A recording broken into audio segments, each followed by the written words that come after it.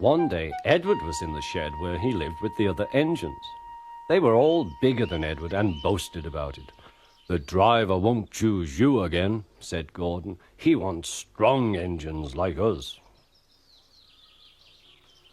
But the driver and fireman felt sorry for Edward. "Would you like to come out today?" "Oh, yes, please," said Edward. So they lit his fire, made lots of steam, and Edward puffed away. The other engines were very cross at being left behind.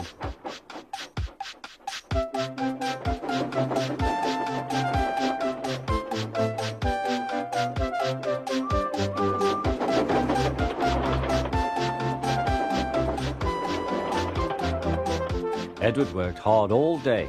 The coaches thought he was very kind, and the driver was very pleased.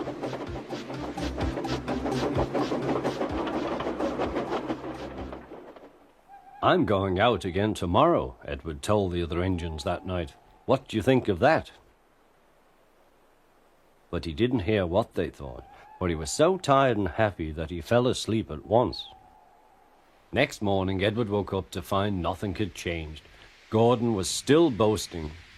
"You watch me, little Edward, as I rush through with the express. That will be a splendid sight for you. Goodbye, little Edward. Look out for me this afternoon."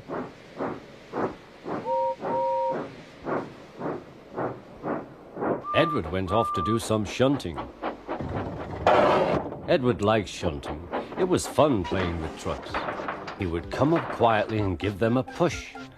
Then he would stop and the silly trucks would go bump into each other. "Oh!" they cried. "Whatever is happening?"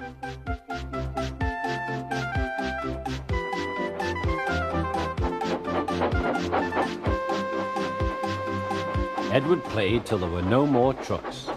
Then he stopped to rest. Presently he heard a whistle. Gordon was very cross. Instead of nice shining coaches, he was pulling a lot of very dirty trucks.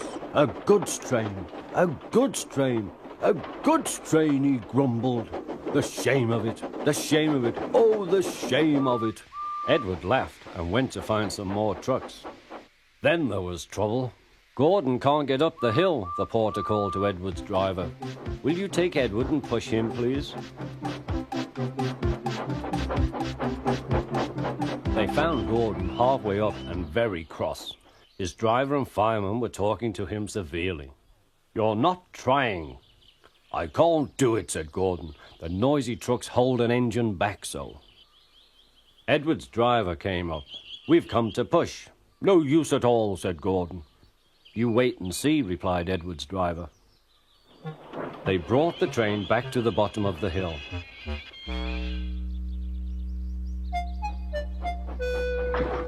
"I'm ready," said Edward. "No good," grumbled Gordon. They pulled and pushed as hard as they could.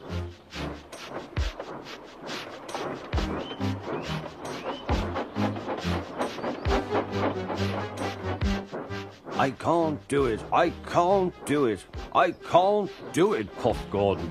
"I will do it, I will do it, I will do it," puffed Edward. Edward pushed and puffed and puffed and pushed as hard as ever he could. And almost before he realized it, Gordon found himself at the top of the hill.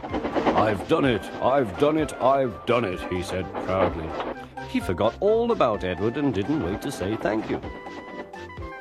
Edward was left out of breath and far behind. He ran on to the next station, and there he found that the driver and fireman were very pleased with him. The fireman gave him a nice long drink, and the driver said, "I'll get out my paint tomorrow and give you a beautiful coat of blue with red stripes. Then you'll be the smartest engine in the shed."